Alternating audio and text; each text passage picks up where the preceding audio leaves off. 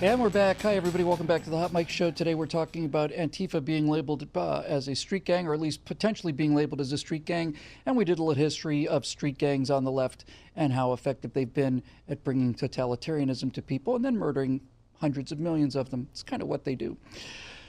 What's been the response? What's been the response of your NRA? Well, the NRA has been aggressive in response to things like the violence on the left from Antifa. So let's have a first look at this very powerful statement that Dana Lash made, and then following subsequent statements that she made. Here's NRA's own Dana Lash. They use their media to assassinate real news. They use their schools to teach children that their president is another Hitler. They use their movie stars and singers and comedy shows and award shows to repeat their narrative over and over again. And then they use their ex-president to endorse the resistance, all to make them march, make them protest, make them scream racism and sexism and xenophobia and homophobia, to smash windows, burn cars, shut down interstates and airports, bully and terrorize the law-abiding, until the only option left is for the police to do their jobs and stop the madness. And when that happens, they'll use it as an excuse for their outrage. The only way we stop this, the only way we save our country and our freedom, is to fight this violence of lies with the clenched fist of truth. I'm the National Rifle Association of America, and I'm freedom's safest place. That's the NRA's own Dana Lash. And Dana, I'm not speaking for Dana, I'm speaking for myself here. The only reason I'm here at this network is because the NRA has not only championed the Second Amendment for however long it's been around, 100+ years, it's also now the #1 champion of the First Amendment.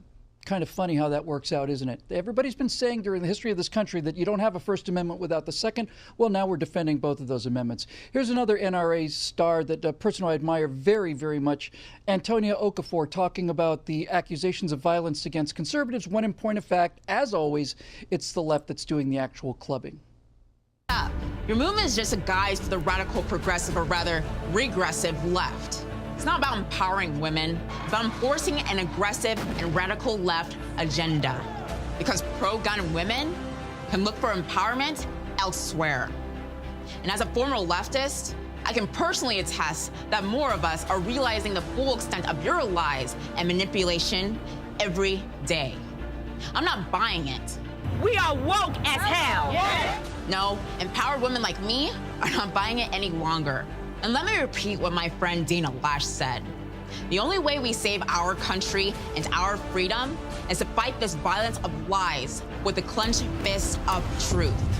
That statement in that video that you demand the NRA take down immediately, what about it exactly are you condemning? Perhaps you should be condemning the violent left, those who don't represent me or my values.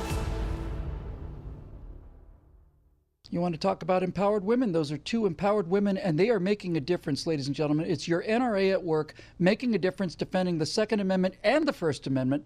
And this is where the fight is. The fight is in the message. And of all the defenses of the First and Second Amendment I've ever heard, and the one that got, I think, really, really hit the nail right on the head, was the one delivered at CPAC, just this last CPAC, by NRA President Wayne LaPierre. This is, in a nutshell, the entire philosophy of fighting and standing up to these thugs and tyrants and fascists and murderers. NRA members and gun owners helped put President Trump over the top. The left's message is absolutely clear. They want revenge. You've got to be punished.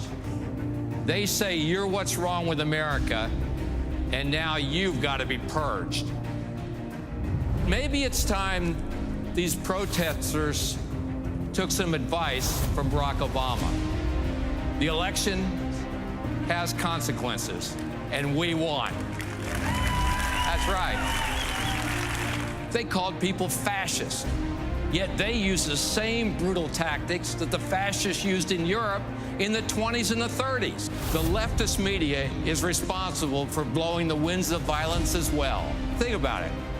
It's bad enough when CNN openly fantasizes about what happens if the president-elect is assassinated before he takes the oath of office on Inauguration Day.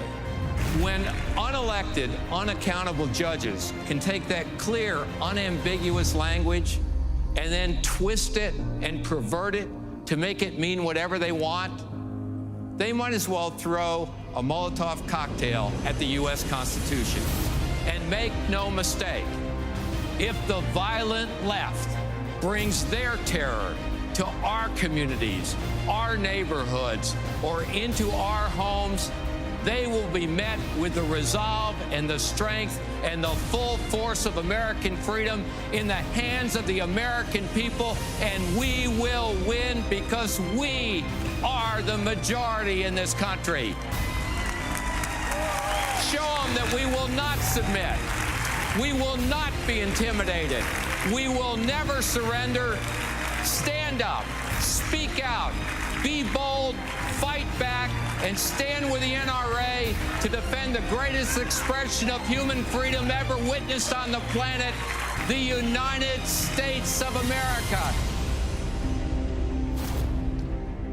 You got it, folks. So for those of you progressives out there on the far left who wonder why guys like me, conservatives like me, have an AR-15, the answer is I have an AR-15 to protect myself and my family from you. From you. Your NRA is going a long way to help with this, and your NRA membership counts an awful lot. And if you like the work I'm doing, you can go to BillWhittle.com, become a member too, and support that. Okay, so coming up tomorrow, I think we're going to have our very own Chuck Holton, who, by the way, is always where danger is at its worst. Chuck's going to be down in Miami. He's going to be covering the approach of Hurricane Irma, I think, to South Florida. Chuck is, again, a very brave individual, as you know if you've watched some of his segments before. Chuck's going to be right there in the middle of it. He's going to be showing us what's going on as the storm comes ashore. And if Chuck Holton is there, you can be assured you're going to get the kind of coverage you wouldn't get during, I don't know, a CNN call-in or something like that. That's all coming at you tomorrow.